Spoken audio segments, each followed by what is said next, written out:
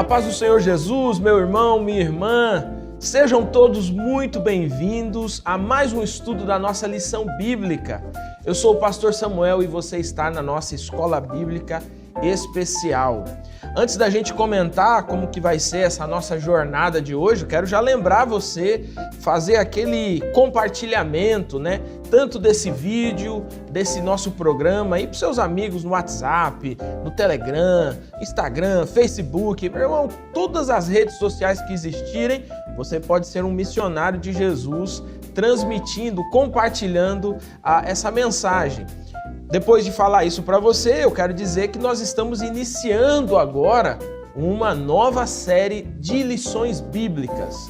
Justamente de 3 em 3 meses nós temos uma nova série de lições. E depois da gente estudar um pouquinho sobre a Rota 32, essa história que você faz parte, que eu faço parte dessa missão extraordinária do Espírito Santo, hoje nós vamos iniciar uma nova jornada, dessa vez dentro da carta de Paulo aos Filipenses. Você já leu a carta de Paulo aos Filipenses? Olha aí, fica uma oportunidade para você aí, nessa semana ainda até sexta-feira, você consegue ler assim, 30 minutos de leitura, você lê esses 4 capítulos da carta de Paulo aos Filipenses. Mas não subestime essa carta. Apesar de ser uma pequenina carta, a profundidade dos seus ensinamentos para nós é extraordinária.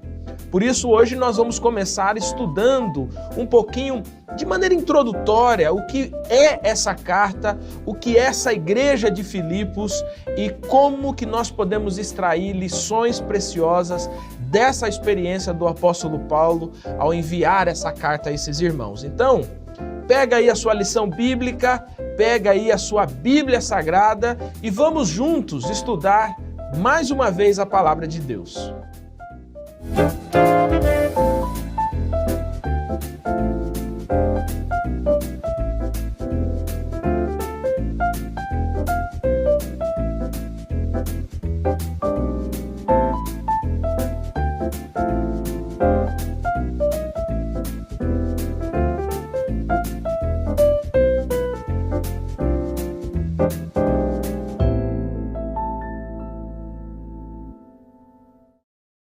Você já se deparou com alguém sofrendo? Vamos deixar mais pessoal isso. Você já passou por momentos da sua vida de sofrimento? Talvez você esteja agora passando por um momento desse, um momento de sofrimento, de incertezas, de angústias, que tempos ou outros tomam o nosso coração, tomam a nossa mente. Em momentos assim, é muito difícil falar de alegria. Existe até uma música muito famosa de um artista já falecido, que ela fala exatamente isso. O tema da música é exatamente esse: a alegria se foi. Você já passou por um momento assim na vida, em que você olha à sua volta e a percepção que você tem é que a alegria se foi? É que a alegria não existe mais? A carta de Paulo aos Filipenses é uma carta que o centro dela, a mensagem central dela, é a alegria. Por isso, a nossa lição bíblica que estamos começando hoje é alegrai-vos. Essa exclamação de alegria, porque quando a gente olha para a carta aos Filipenses, essa ideia de alegria não é uma sugestão da carta, mas é uma ordem, é uma ordenança. Alegrem-se sempre, sejam alegres. Essa expressão aparece com uma certa frequência na carta de Paulo aos Filipenses. Mas não é só isso. Essa carta também ensina a gente que a alegria do cristão é apesar de. Apesar das circunstâncias, apesar das coisas, apesar do tempo, apesar de todas esses ataques que nós recebemos externamente. Então, por isso que, num tempo como esse, em que nós estamos atravessando a angústia de uma pandemia, perdas e mais perdas de pessoas queridas, tempos e mais tempos de incertezas que temos vivido, guerras estourando pelos lugares do mundo, mudando toda a ideia geopolítica do mundo. Em momentos assim, há uma tendência natural do nosso coração da gente se isolar, da gente se melancolizar, da gente se angustiar. É nesse momento que você precisa ler a carta de Paulo aos Filipenses. Porque essa é uma carta escrita por alguém que está preso, aguardando sua sentença, depois de ter sofrido as coisas mais absurdas para um ser humano, e mesmo assim, mesmo diante da inevitável morte que pode vir de uma sentença, esse homem, o apóstolo Paulo, escreve dizendo: sejam alegres. Não fala da morte como sendo o último grau da vida, mas fala da morte como a satisfação de ter completado a obra de Cristo. E fala da vida com a alegria de quem sabe que servindo a Cristo, ainda que as circunstâncias sejam adversas, há um final garantido. Essa é a carta que nós vamos estudar nessas próximas semanas. E hoje nós vamos começar na lição de número 1, falando sobre o surgimento dessa igreja de Filipos, como que isso aconteceu e o que envolve o surgimento, a plantação dessa igreja nessa região chamada Filipos. E para nos ajudar nessa primeira lição, está conosco aqui, pela primeira vez, abrilhantando aqui a nossa escola bíblica, né? Ultimamente, a escola bíblica tem sido abrilhantada por muitas participações importantes. Pastor Silvio, meu amigo, a qual eu tenho uma alegria muito grande de saudar você aqui com a gente, que esse seja um tempo abençoador, um tempo bom mesmo de estudo da Palavra de Deus, seja muito bem-vindo. Amém, obrigado, pastor Samuel, um prazer, uma alegria Amém. Estar com você aqui para participar da Escola Bíblica, um programa que é amado pela igreja, porque a Escola Bíblica é uma instituição da promessa, né, que tanto tem enriquecido o povo de Deus. Um abraço, a paz de Cristo Jesus para você de casa, irmãos e irmãs, é um privilégio estarmos juntos compartilhar da palavra do Senhor, com alegria no coração, iniciando uma nova série, né? É sempre muito empolgante iniciar uma nova série, a gente pega a lição bíblica, fica olhando capa, olhando conteúdo, né? E espero que a gente possa crescer muito ao longo Ainda mais uma série falando de alegria, né? Exato, que é tão distintivo da vida cristã, né? Da experiência da fé, a alegria. Um cristão sisudo, rancoroso, mal-humorado não combina, né? Como dizia um amigo meu, quando um crente, quando ele é assim, ele chamava de a nuvem. A nuvem chegando, sabe? O sol tá brilhando, assim, aí vem aquela pessoa sisuda, aí ele fala, a nuvem tá chegando, vai cobrir o sol, né? Vai ficar tudo enublado, né? A Escritura, o apóstolo Paulo mesmo, né, nos encoraja a resplandecermos como luzes, como luminares no mundo, né? Certo. Então, a experiência cristã deve ser vibrante, alegre, cheia de energia. E eu espero que a gente caminhe esses 3 meses estudando essa carta, cheios de muita alegria. Legal. Para você que não conhece o pastor Silvio, nesse momento ele é superintendente da Convenção Paranaense, né? Uma grande convenção que a gente tem aqui no estado do Paraná, né? Exato, Ela é dividida em 2 partes, Isso, né? Temos a Convenção Sul, região de Curitiba, Santa Catarina, e a Convenção Paranaense é o norte, o noroeste e o oeste do estado. Ah, legal. Menos. Tá aí, hein? Geografia também, geografia promessista, né? As nossas divisões. Mas é isso, meus irmãos. Momento de alegria aqui para a gente estudar a palavra de Deus. E, pastor Silvio, depois de eu fazer toda essa introdução, eu vou começar aqui já entrando na nossa primeira questão, e aí a gente vai conversando e tentando entender aqui como que Deus vai usando a vida do apóstolo Paulo para o surgimento dessa igreja. A primeira pergunta ela vai dizer o seguinte: como é conhecida a carta de Paulo aos Filipenses e por que razão?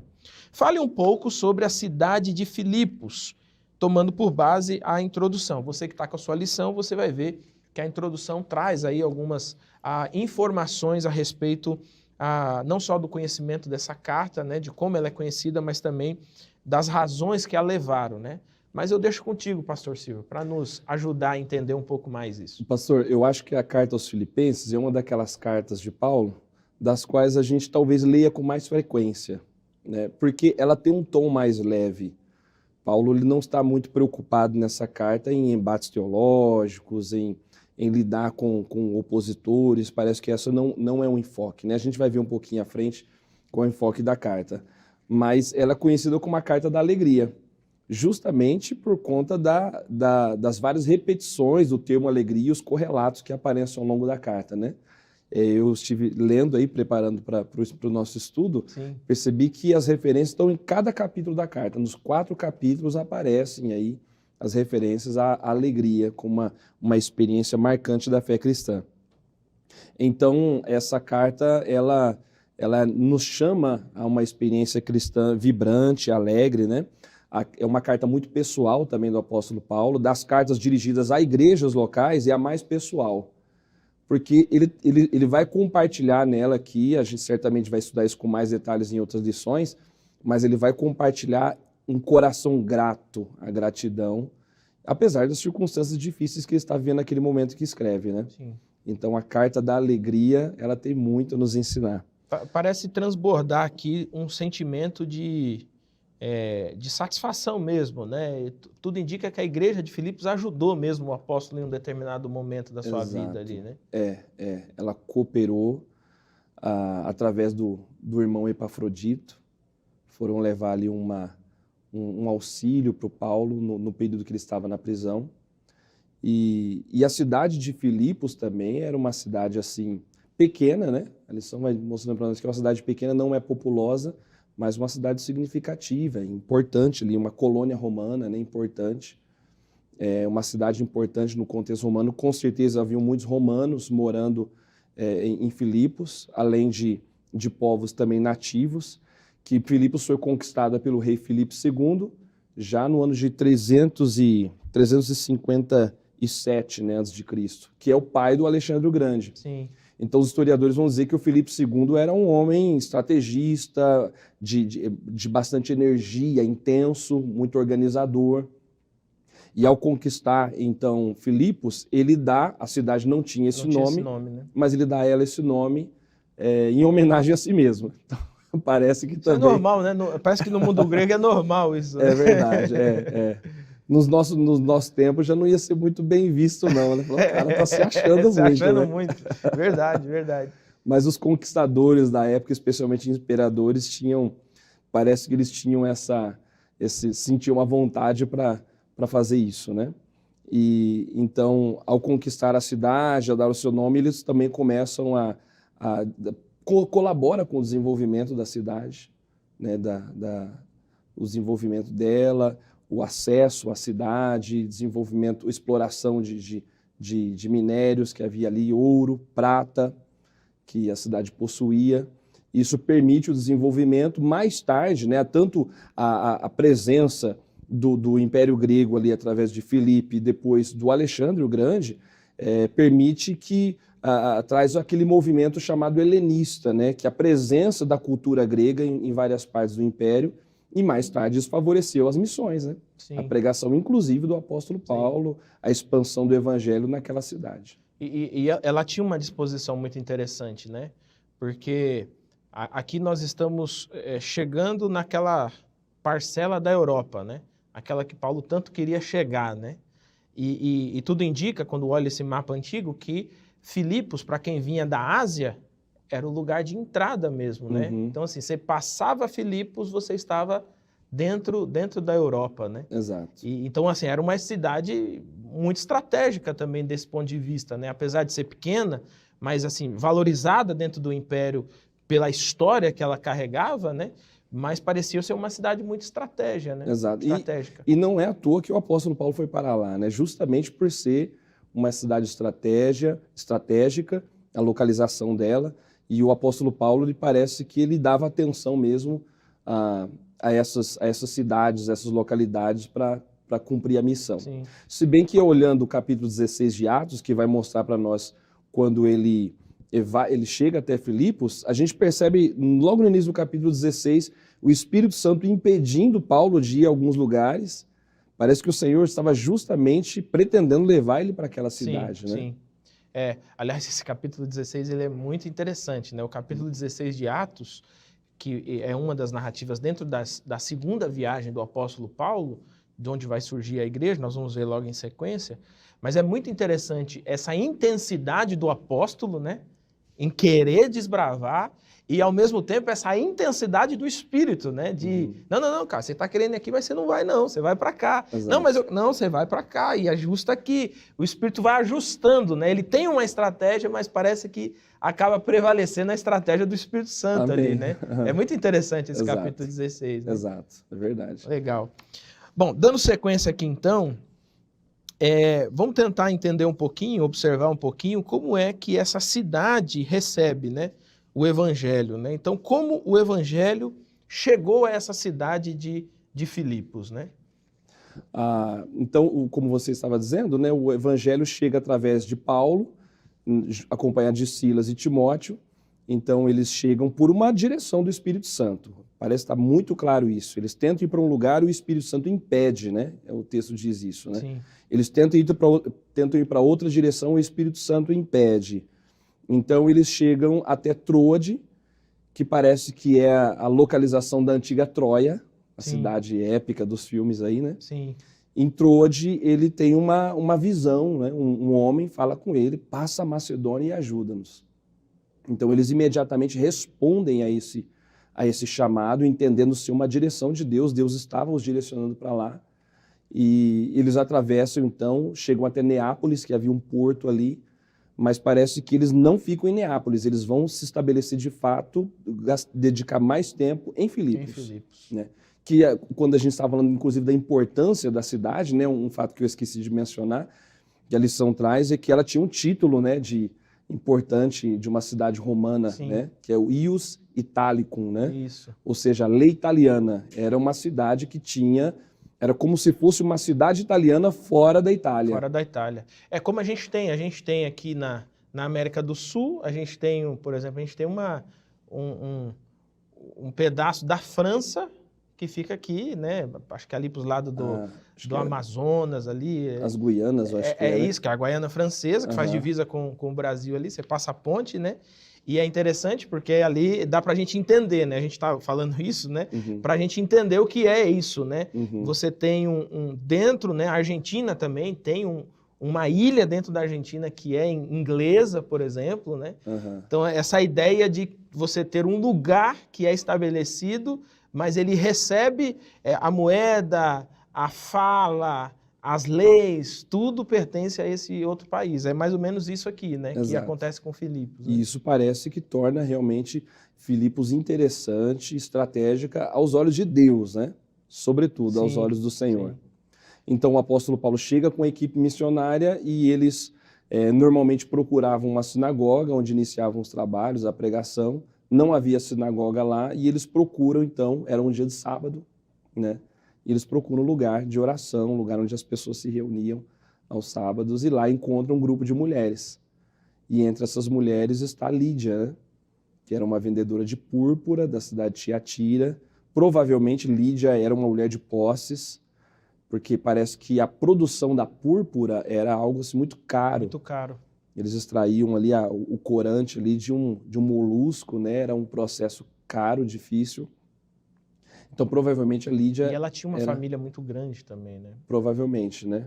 Parece assim parece que quando ela traz os missionários para a casa dela, ela pede para hospedá-los depois de sua conversão, né? Parece que era comum isso acontecer, né? Então não era uma casinha qualquer, né? E não só a Lídia, quanto depois o carcereiro também convida eles para casa. Eles tinham a cultura antiga, a hospitalidade era um valor assim, especial. E era um servidor público, né? Então provavelmente tinha um status de vida diferente de pessoas comuns, né? Naquela época, pelo menos, isso fazia muita diferença, né? Exato. Então a Lídia se converte, ela recebe o Senhor, os convida, os recebe na sua própria casa. Depois há uma outra conversão que é de uma jovem poça, uma libertação, né? A gente não tem muitos detalhes depois do processo da libertação dessa jovem, que tinha um espírito de adivinhação e vinha seguindo os apóstolos por vários dias, né? E a ponto que chega depois de um certo tempo, o apóstolo repreende aquele espírito maligno. E é interessante esse episódio, né? Porque Sim. ele dizia coisas certas, Sim. Sim. mas não era em nome do Senhor. Só, né? só coisas elogiosas, né? Elogiosos, Eis, servos homens do de Deus Deus, Altíssimo, né? servo de Deus Altíssimo. Exato. E é interessante assim que demora alguns dias, né? Até que o apóstolo fala, rapaz, vamos parar com esse negócio aqui que já deu, né? Sai! E aí, e isso causa um impacto, né, na cidade, porque ela era usada comercialmente, né? Nessas Exato. adivinhações e tal. Exato. Causa um impacto econômico, né? E aí as autoridades, os donos, os proprietários daquela mulher se sentem incomodados. O que é lamentável, né? Uma pessoa era escravizada por Satanás, sendo manipulada pelo diabo para ser escrava de outras pessoas, e quando ela é livre dessa opressão espiritual, os homens ficam aborrecidos por conta da perda econômica. Que é mais ou menos o mesmo cenário de Jesus com aquela questão dos porcos, né? Que Exato. acontece lá no Evangelho, né? Uhum. A preocupação econômica era maior do que um ser humano que estava à margem da sociedade, escravizado pelo diabo e por outros seres humanos, né? Exato. Vale lembrar, né? Uhum. Que era o caso dela, né? Exato. Então, essa mulher, o espírito maligno é repreendido dela, mas, ao contrário do que deveria de se esperar, as pessoas não ficam satisfeitas. Paulo e Silas, então, eles são surrados, né? São presos e lá na prisão, mais uma conversão acontece, que é a conversão do carcereiro. Já é interessante, e talvez Paulo, em Filipos, já demonstra aí a sua disposição, a alegria no meio da dor, porque lá na cela, no cárcere, eles cantavam hinos, né? Sim. Não estavam aborrecidos, não estavam choramingando, estavam cantando hinos na cela. E o Senhor abalou as portas do cárcere. Eu acho interessante nesse episódio é que a prisão tanto não era o habitat natural, né, de Paulo, se não era o habitat natural deles, que eles podem ficar tranquilos, né? Uhum. Podem ficar tranquilos. Exato. Nós sabemos, cidadãos de onde somos, sabemos quem nos guia, podem ficar tranquilos. E quando as portas, né, da cadeia vêm ao chão, aí todo mundo sai correndo. Eu imagino que foi essa correria, né? Nós já vimos, né, cenas assim na televisão, né? Abriu a porta da cadeia, aquela correria e tal.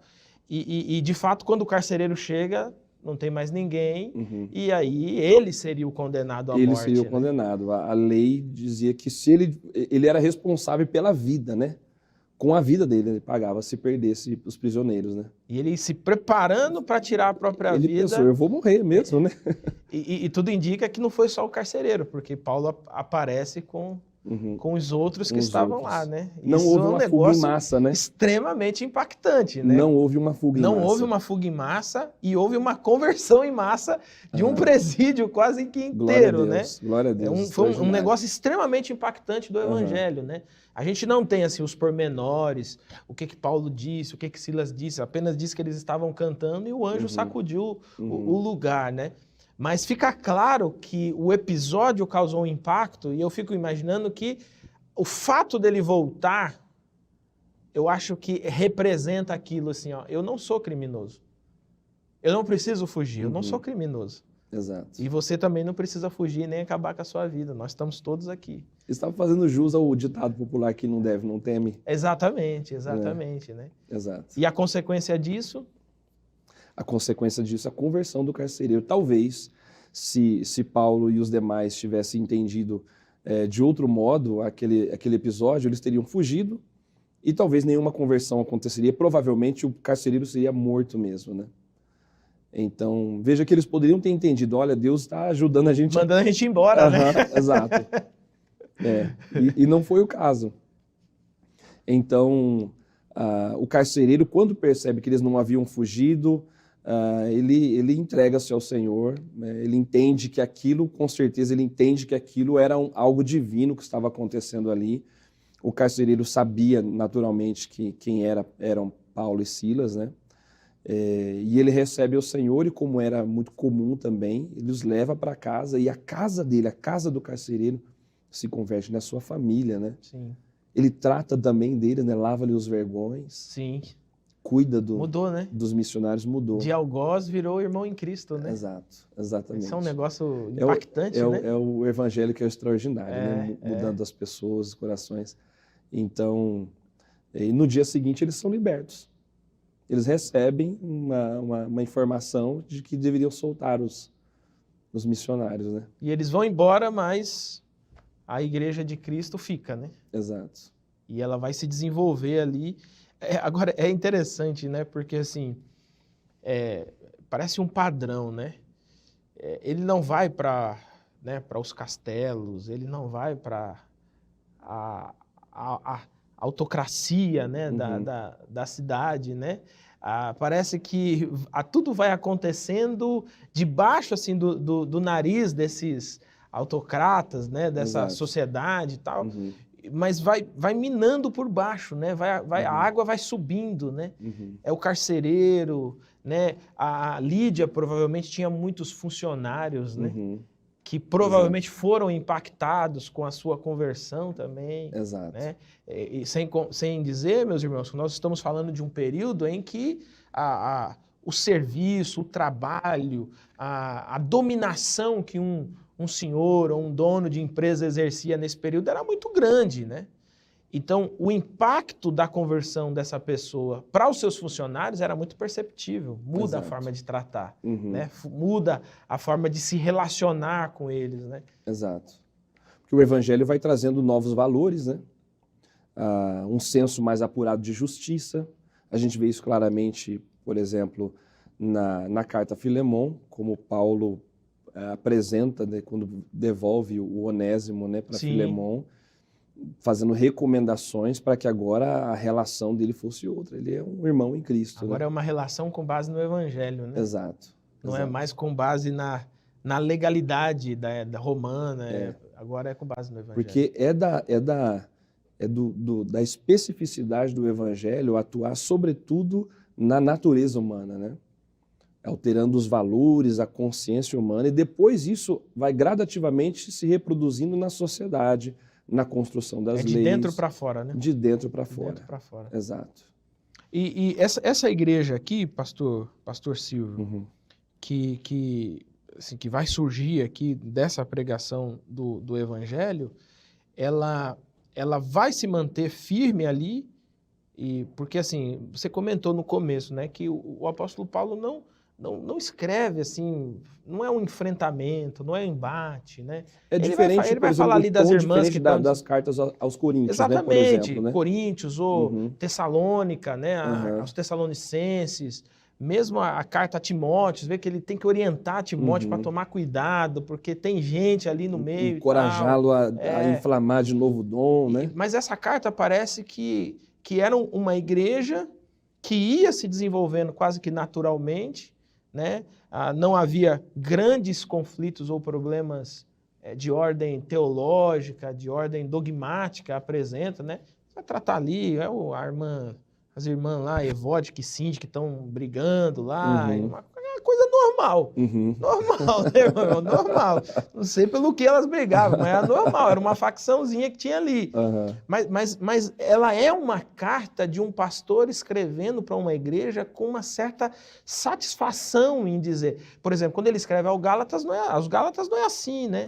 Ele fala, nossa, me admira que vocês tenham partido tão rapidamente, né, do evangelho que preguei para um outro evangelho. Então, assim, o tom é outro, né? Sim. Mas essa tem um tom amável mesmo, o tom de um pastor que está escrevendo com saudade, com gratidão, sabe de uma coisinha ou outra que está acontecendo, vigia aqui, cuida ali, mas não tem... Tudo indica que era uma igreja que ia se desenvolvendo bem. Né? Exato, exatamente. E Paulo, então, ele vai comunicar essa gratidão por meio dessa carta e mostrando para eles que mesmo eles estando presos, não há razão para tristeza, para lamento, né? Aquela alegria que foi evidenciada lá naquela prisão, lá em Filipos, né? Ela continua no coração do apóstolo e deve permanecer no coração dos crentes daquela comunidade também. Sim. Nós vamos entrar aqui na pergunta 3, mas antes, só fazer uma observação, né? dado o teor pessoal dessa carta e o fato dela falar tanto de alegria, também não deixa assim transparecer que esses irmãos, ao descobrirem assim, poxa, o apóstolo está preso de novo, pode ser executado e tal, talvez eles pudessem ter sido um pouco assim impactados de alguma forma com essa notícia, né? Já que o tom pessoal é muito forte da carta, né? Será que ele também não está falando sobre isso para eles? Né? Talvez tenha gerado uma certa insegurança, né? A gente pode pensar de modo semelhante o que nos aconteceu no início dessa pandemia, né? Um cenário assim preocupante, uma doença misteriosa, completamente nova, atingindo o mundo todo e as igrejas tendo que fechar. E foi um tempo em que nós precisamos mesmo levar uma mensagem de conforto, de confiança para o povo de Deus, para as igrejas, sentir assim, segurança no Senhor, naquele que controla e governa a história, não é? Talvez naquele primeiro momento a grande questão não era descobrir quem eram os culpados pelo espalhar o vírus, né? Mas apesar de todo aquele cenário incerto, de insegurança e sem precedentes para nós, para a nossa geração, né? Sim. Nós deveríamos encontrar refúgio, segurança no Senhor.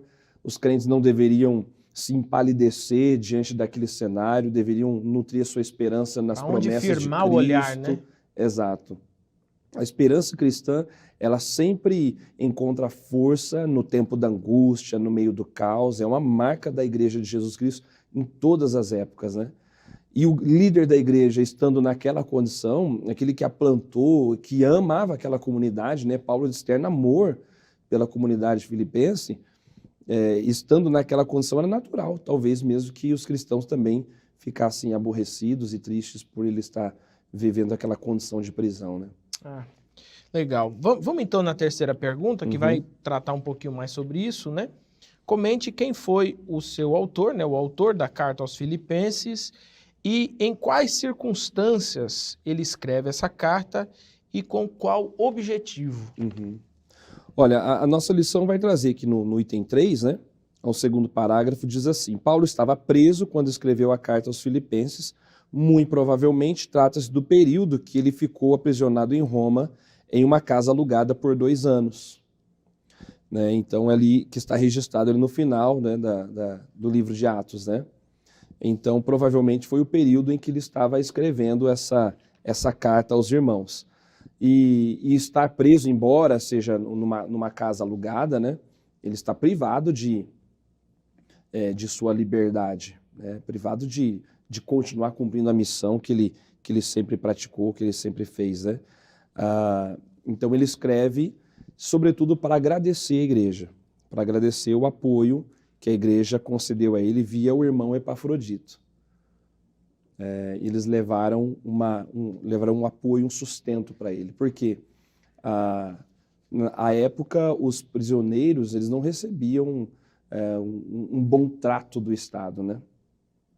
Não havia direitos humanos naquela época, não. O Estado não gastava um centavo. Né? Então a lição vai contar para nós que quando alguém ia para a prisão, normalmente não era bem alimentado, né, por seus captores. E eles dependiam então de amigos para ajudá-los. E Paulo encontrou esse apoio na igreja de Filipos, né, que durante seu aprisionamento levou uma oferta financeira através do Epafrodito. A carta vai informar para a gente que o Epafrodito chegou a adoecer, quase morreu. E pela graça de Deus isso não aconteceu. E depois que atende o apóstolo Paulo, então escreve a carta, e provavelmente essa carta vai aos Filipenses pelas mãos do Epafrodito. Ele mesmo leva ela de volta. Né? Exato, como um gesto de gratidão por esse suporte naquele momento que ele passava. Legal. Você vê que, assim, quando a gente pensa assim, humanamente, né? O rapaz foi levar uma ajuda, aí ficou doente, quase morreu também, né? Isso é para angustiar qualquer um, né? Imagina os irmãos recebendo a notícia, né? Oh, o Epafrodito chegou lá, rapaz, mas está doente lá, vamos orar para ver se ele não morre e tal. O apóstolo está preso, quem foi levar ajuda está quase morrendo, né? Eu acho que o próprio Paulo fala isso, né? Ainda bem que não, graças a Deus que não, porque senão ia ser consumido em tristeza. Maior ainda, né? Exato. A tristeza, né? Exato. Cara, que legal. Então o objetivo da carta, então, quando ele manda de volta, qual é? É de animar mesmo os irmãos. Esse é o objetivo principal. Exato. Né? Conceder-lhes esperança. Ele, por várias vezes ele faz recomendações, né, para que a igreja encontrasse alegria, se alegrasse no Senhor.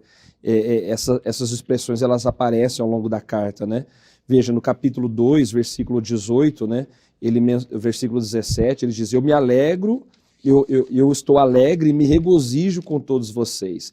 Estejam vocês também alegres e regozijem-se comigo. É aquela menção que você disse, né? Ele estava encarcerado, mas não queria que eles ficassem abatidos por esse encarceramento. Ele diz: eu estou alegre. Apesar das circunstâncias, eu estou alegre e quero que vocês se alegrem comigo. Capítulo 3, versículo 1 também diz: alegrem-se no Senhor. E escrever de novo as mesmas coisas não é cansativo para mim, é uma segurança para vocês. Então, é um encorajamento à alegria, é uma expressão de gratidão que ele faz a essa igreja. E certamente eu imagino que quando eles receberam, leram a carta, eles sentiram-se consolados pelo Senhor. Realmente essa ideia da alegria ela é muito forte, né? O capítulo 4, 1 também, né, diz: olha, vocês que são a minha alegria. Então, Paulo, ele externa que a igreja é a alegria dele, né? A igreja não era Sem um contar fardo, não era um peso que para ele. é aqui também que está aquele texto icônico, né? Que para mim o viver é Cristo e morrer é lucro, né? Exato. Que isso se transforma quase num hino, numa afirmação de segurança, né? E aquele também de aprendi a viver com toda a situação. Sim, também. Que, no capítulo 4, quando ele vai falar da provisão de... Exatamente, vai falar da provisão de Deus, ele vai falar, não andem ansiosos, mas aprendam a orar, leve a Deus. Isso é muito interessante, porque quem está escrevendo isso está preso, né? Não é um pastor em cima de um púlpito, né, numa igreja com ar-condicionado, que acabou de chegar, encostou o seu carro, entrou, a roupa tá bem passada, tá toda ajustada e tá dizendo: irmãos, olha, não andem ansiosos. Não, é alguém que está numa prisão, né? Tudo indica que nessa prisão ele estava algemado a um soldado o tempo inteiro, né, o tempo inteiro, e ele vai escrever isso: alegre-vos sempre no Senhor. Eu afirmo de novo, alegrem-se no Senhor. Sejam amáveis, se estiver sofrendo e tal, não esqueçam que breve voltará o Senhor, não andem ansiosos por motivo algum. Isso é muito interessante e é uma lição muito preciosa mesmo para a gente, né? É verdade. E é uma marca da igreja cristã. O livro de Atos também, eu acho que ali por volta do capítulo 5, uma ocasião em que os discípulos também sofrem perseguição e eles... depois de serem soltos pelas autoridades, a Bíblia diz que eles ficaram felizes por terem sido dignos, né, de sofrer afrontas pelo nome de Jesus. Samuel, esse é um dos textos da Bíblia que mexem comigo, sabe? O que é isso, né? Que absurdo que é esse? Alguém que é humilhado, que é ultrajado, que é surrado e fica feliz, né? Nós sofremos por Jesus. A gente não, o apóstolo Pedro vai falar isso na sua carta, e Paulo vai repetir também essa mesma ideia, né? Pedro, ele vai falar lá acho que é em 1 de Pedro, ele vai dizer que nós não estamos sofrendo como os ladrões, os salteadores, né? Se estivéssemos sofrendo como ladrões e salteadores, era o que a gente tinha que sofrer mesmo. Mas não estávamos sofrendo iguais a eles, né? Por isso que a gente deveria ter a alegria de saber que estamos sofrendo por Cristo. Né? Aleluia. Isso é um negócio muito profundo, né? Exato. Eu espero muito que esse tipo de conteúdo desperte os irmãos e as irmãs das nossas igrejas a olharem para os seus dilemas, para as lutas que vivem e dizer: eu não vou me deixar ser consumido por tristeza. Eu me lembro de um livro do John Piper, né?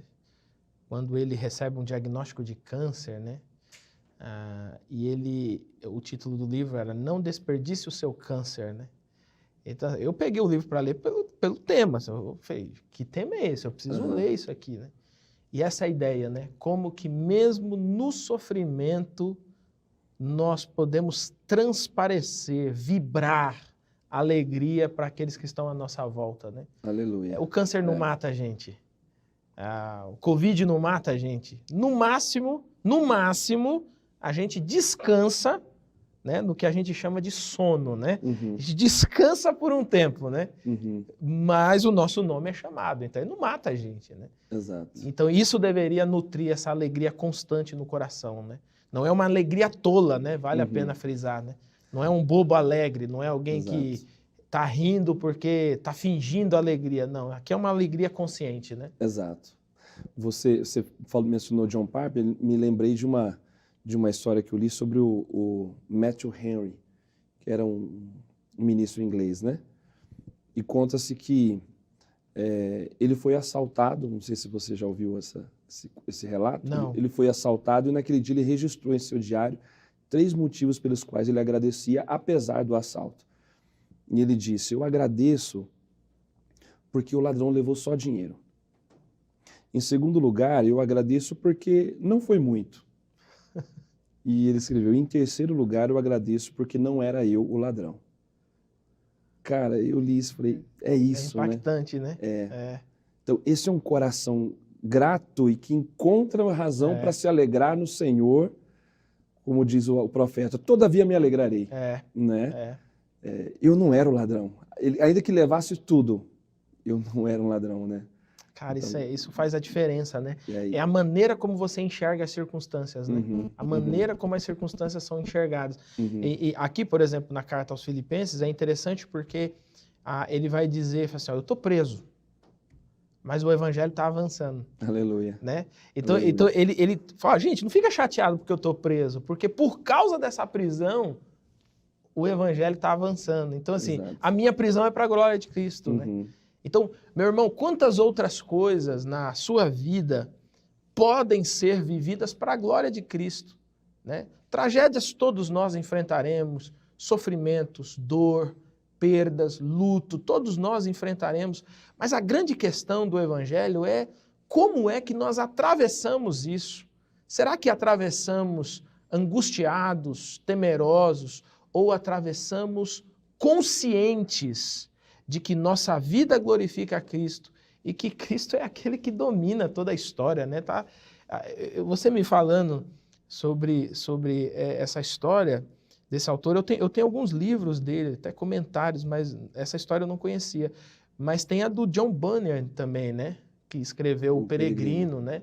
Ele escreve o Peregrino preso, né? Preso, estava praticamente sem toda a sua família, tinha uma filha que era cega, passou anos preso, uma filha cega, chegou a adoecer na prisão, né?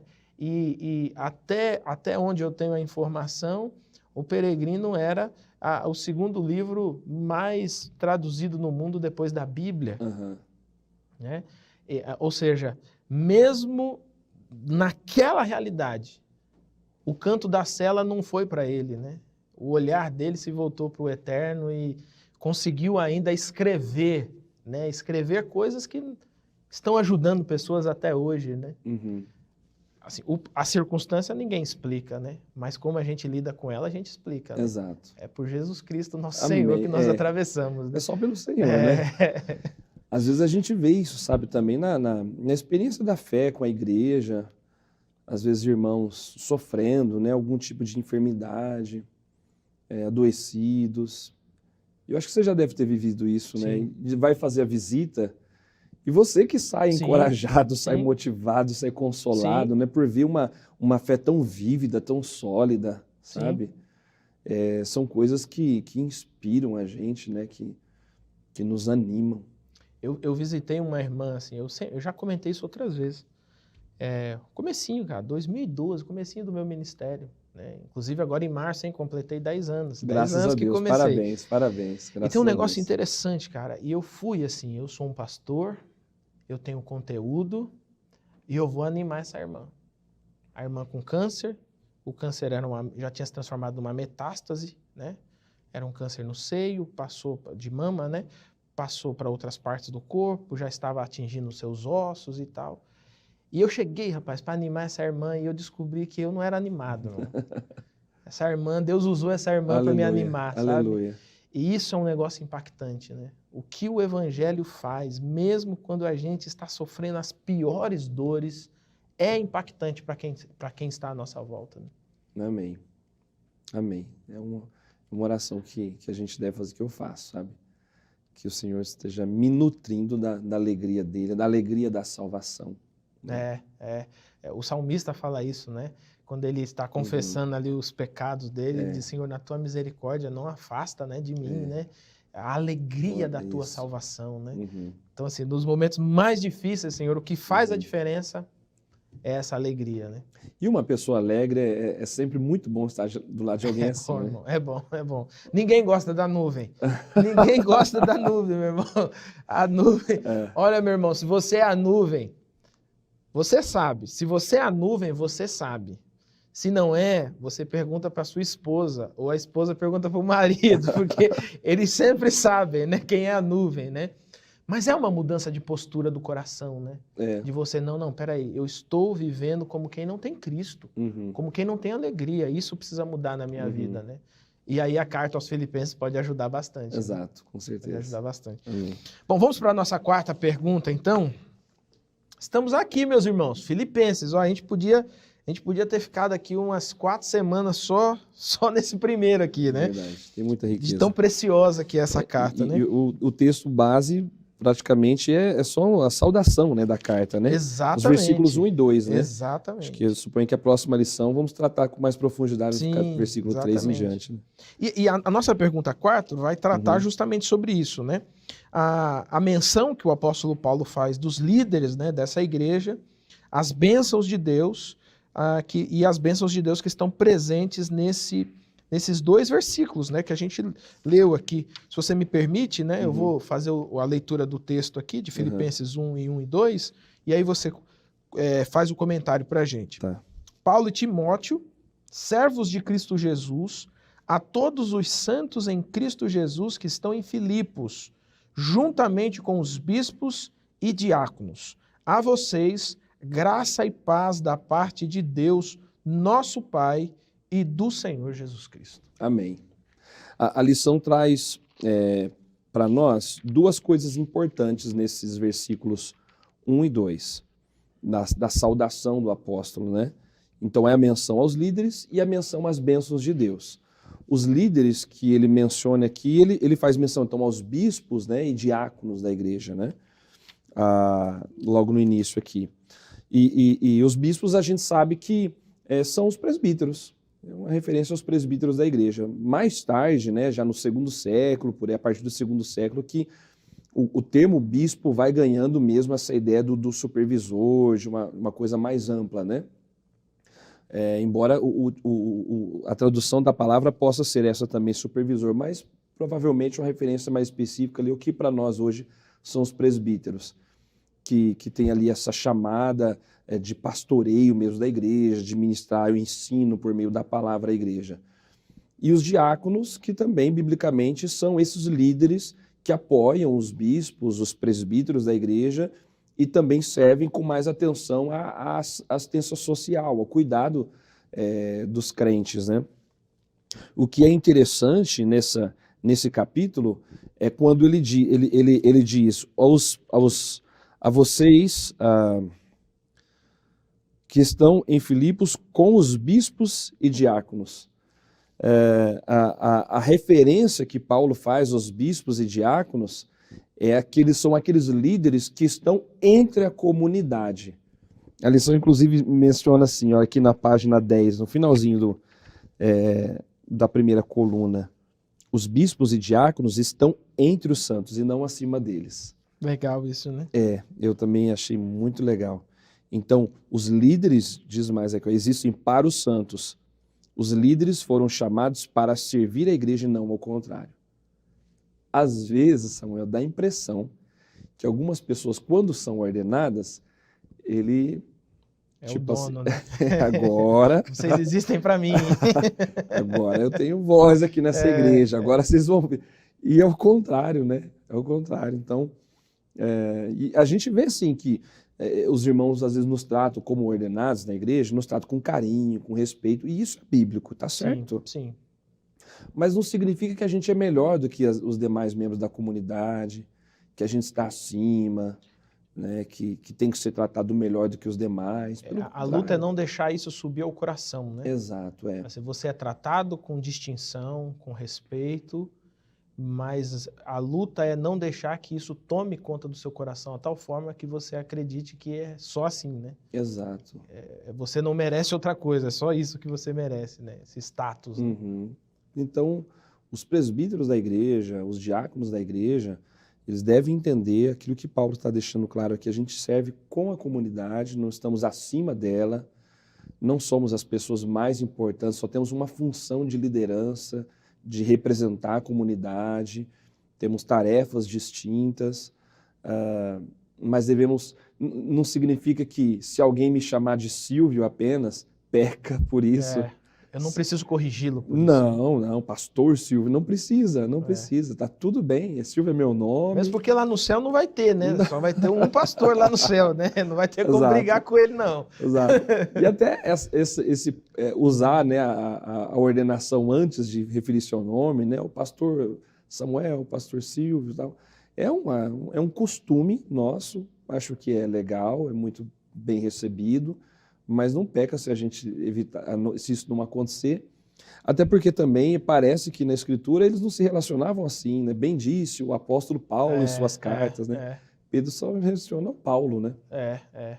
Então, o trato, o respeito não vai pela nomenclatura necessariamente, né? Sim, sim. Mas é o afeto, o carinho, né? E como todos os irmãos devem ser tratados também na comunidade de fé, né? Legal, amém. Meu irmão, minha irmã, viu aí o que vem pela frente? São várias semanas aqui, ó, irmãos, 2 versículos. Uhum. Ficamos em 2 versículos, olha só, ainda tem muitos versículos pela frente, são 4 capítulos dessa carta, tem muita água ainda para passar debaixo dessa ponte, mas você já conseguiu perceber a profundidade que essa pequena carta pode trazer de edificação para a sua vida, para a minha vida, para a sua comunidade. Né, para a nossa comunidade local. Por isso, pastor Silvio, encerrando aqui esse nosso momento, eu queria que você desse uma palavra nesse sentido. Né? Qual é a importância da comunidade local para pessoas que talvez estejam atravessando esses momentos difíceis, esses momentos de luta? Como que essa alegria ela pode ser compartilhada na igreja local? A comunidade local é esse ambiente em que a graça de Jesus, a paz de Jesus é compartilhada com as pessoas e é muito importante, ela é fundamental. A gente tem visto na experiência de fé quantas pessoas encontram consolo num culto, numa reunião de pequeno grupo, uma reunião de oração, a visita que recebe de um grupo de membros da igreja local. Eu particularmente, eu sempre fui muito feliz convivendo com a igreja, sempre encontrei muitas alegrias no seio da igreja, sabe? Na minha experiência de fé, desde jovem, eu sou crente nato também, mas sempre a igreja me fez muito bem. E até hoje, sabe? A gente encontra muita alegria, comunhão. Eu tenho amigos maravilhosos na comunidade de fé. Em momentos difíceis que eu vivi na vida, eu encontrei força, acolhimento com a igreja. É óbvio que em algum momento ou outro, ela não atendeu às minhas expectativas. E é certo que, é bem certo, na verdade, que em alguns momentos eu não atendi às expectativas da igreja também. Mas é ali que o Senhor se manifesta, opera no meio do seu povo, né? Eu tenho sempre digo isso para a igreja, ensinando, pregando, que a gente não recebe tudo de Deus sozinho. Não tem como ser crente Shrek, ogro, isoladão, sabe? É verdade. Não tem como. A gente precisa da comunidade. A gente aprende com o outro, ouvindo o outro, o testemunho, uma palavra de edificação, um gesto de carinho, de afeto, né? A gente cresce com o outro. Tem muita coisa que Deus quer fazer na minha vida, mas Ele não vai fazer em mim isolado, sozinho. Tem muita gente que diz, eu não preciso ir na igreja não, eu tenho a minha fé, em casa eu oro, eu busco a Deus. Você nunca vai ser, você que está em casa, você nunca vai ser plenamente edificado sem a comunidade de Cristo, sem a igreja. A gente precisa uns dos outros. Concordo plenamente com isso. E ali a gente vai ser instruído, motivado, orientado, coisas que eu não enxergo. Deus vai usar o Samuel para que eu enxergue isso. Coisas que eu não compreendi, Deus vai usar os meus irmãos para que eu compreenda. Então é muito importante a comunidade local, a igreja, e especialmente quando a gente passa lutas, né? Amém, amém. Pode orar para a gente? Amém, vamos orar. Santo Pai, amado Salvador nosso, em nome de Cristo, teu Filho perfeito, nós agradecemos ao Senhor. E eu te agradeço muito pelo estudo de hoje, por estar aqui com o pastor Samuel, com os irmãos que assistem, refletindo nas Escrituras. Peço que o Senhor abençoe a comunidade, cada igreja local, cada promessista, ao longo desses 3 meses, em que vamos examinar a carta aos Filipenses, e que durante esse período e ainda o tempo depois que se seguir, se a gente enfrentar luta, se a gente sentir-se oprimido, perseguido, machucado e ferido, Deus, ajuda a gente a encontrar alegria no Senhor. Em nome de Jesus. Ajuda a gente a encontrar força nas tuas promessas, na tua palavra. Ajuda a gente a encontrar alegria da salvação. Que o nosso coração se encha da tua paz, de gratidão. E que nenhum de nós pense em fugir da comunidade, se afastar do convívio dos santos. Que seja lá, no meio do povo de Deus, que a gente encontre amparo, que a gente encontre alívio, força no Senhor. Abençoe os teus filhos, abençoe o teu povo. Faz a igreja promessista ser uma igreja vibrante, cheia de alegria. Que as pessoas que entrarem nos cultos, que elas, quando estiverem nas escolas bíblicas, que elas sintam a alegria, a felicidade daqueles que foram salvos por Jesus. Faz isso, Senhor, até que o Senhor venha. Nós queremos ser esse tipo de igreja que se alegra no Senhor. Em nome de Jesus, para a glória de Deus e no poder do Espírito, oramos. Amém. Amém, amém. Amém. Pastor Silvio, mais uma vez, obrigado aí por sua participação. Amém. Que hajam outras. Um momento muito precioso aqui. Amém. Amém. Foi bom. Meu irmão, minha irmã, chegamos ao fim da nossa lição bíblica. Eu queria só falar um negocinho aqui, ó. Aquele corte, sabe? Numa fala aqui do pastor Silvio, ele falou assim: às vezes a igreja não atingiu as minhas expectativas e às vezes eu também não atingi as expectativas da igreja. E eu fiquei pensando nessa frase. No momento em que nós não atingimos a expectativa da igreja, ou a igreja não atinge as nossas expectativas, é nessa hora que a gente enxerga a graça de Jesus. Essa graça de Jesus que faz a gente viver em comunidade, amando uns aos outros e compreendendo quando as nossas expectativas são altas demais e elas não são preenchidas. É a graça de Jesus. Que Jesus te abençoe, que você tenha um feliz restante de semana e bons estudos. Você já conhece o projeto Amigos da Missão? É muito importante você que tem acompanhado a programação da TV Viva Promessa conhecer, se você ainda não ouviu falar, sobre o Amigos da Missão. Esse projeto, ele tem a intenção de que você seja um amigo da missão, contribuindo e ajudando a programação da TV Viva Promessa, e também a sua contribuição vai nos ajudar a partir da agência humanitária, em projetos humanitários no Brasil e em todo o mundo. Então, é fácil, você faz o seguinte, acessa amigosdamissão.org e lá você vai ver as diversas maneiras que você tem para contribuir com esse projeto. E vai ser muito legal ter você como mais um amigo da missão. Então vai lá, rapidinho, entra agora e contribua com esse projeto que quer levar o Evangelho e levar solidariedade para tantas pessoas.